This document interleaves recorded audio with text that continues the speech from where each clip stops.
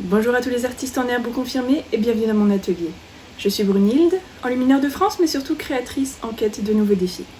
Aujourd'hui, on va parler couleurs et j'aimerais particulièrement vous présenter la palette de couleurs carolingienne.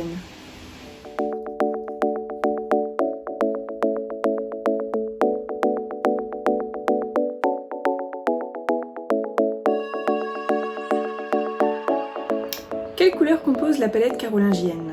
Y a-t-il des tons plus dominants que d'autres et si oui, lesquels? Et comment ces couleurs sont-elles travaillées? C'est ce que je vous explique aujourd'hui.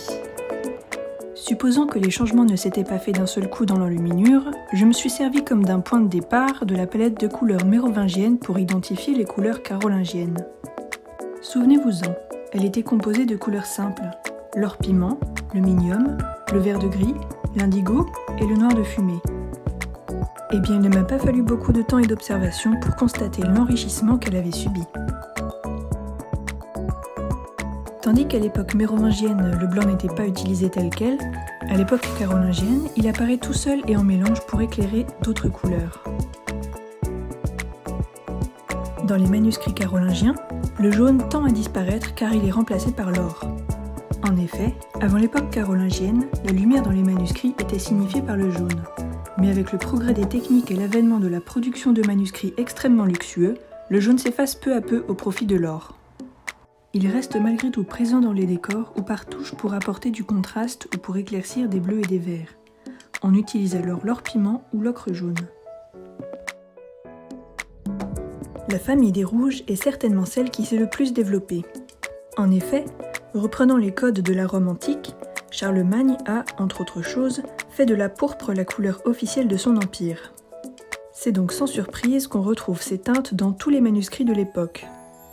En plus des différentes teintes de pourpre, on utilise toujours le minium, mais également le vermillon issu du mercure qui lui est proche en teinte, ainsi que l'ocre rouge. Le vert de gris est toujours bien présent mais possède plus de nuances. On utilise aussi d'autres pigments issus des minéraux, terre verte et malachite.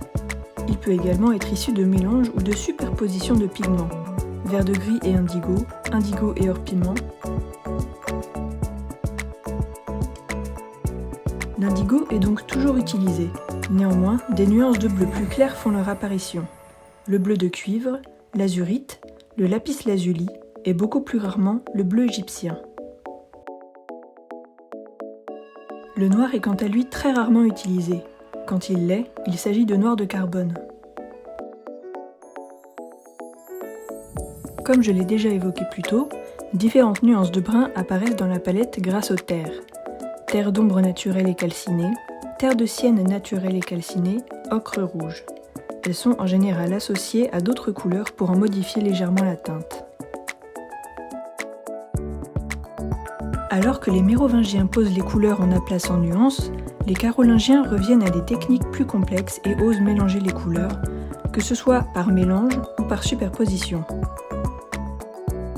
On voit apparaître des fondus et des dégradés, mais surtout des ombres et des lumières qui donnent du volume et de la profondeur à l'image.